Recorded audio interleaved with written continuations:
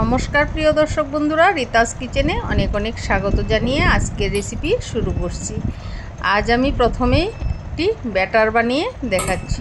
এখানে নিয়েছি সুজি, বেসন, নিয়েছি হলুদ গুঁড়ো হাফ টিস্পুন, নিয়েছি শুকনো লঙ্কার গুঁড়ো হাফ টিস্পুন, নিয়েছি 1 চিমটি কালো জিরে।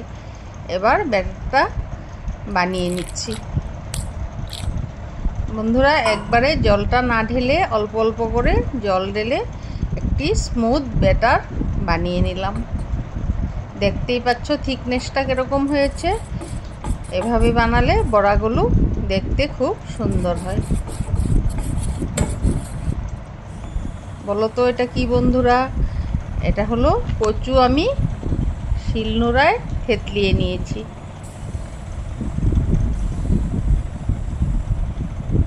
দেখতে পাচ্ছ এভাবে শিল দিয়ে আমি থেতলিয়ে নিয়েছি। এবার একটি কড়াই বসিয়ে দিয়ে দিচ্ছি সাদা তেল 4 টেবিল স্পুন।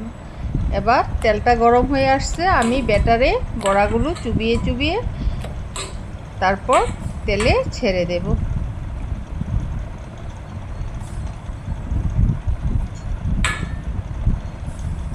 বন্ধুরা, এই রেসিপিটি শুরু থেকে শেষ অবধি দেখার অনুরোধ রইল। সাথে থাকবে আজকের লাঞ্চ মেনু।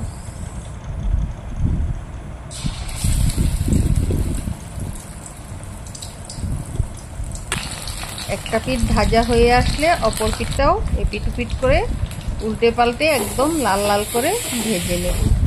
বন্ধুরা, এভাবে বানালে পিঠালিগুলো একদম ভিতরে ঢুকে খুব মুচমুচে এবং বড়াগুলো খুব নরম তুলতুলে হয়।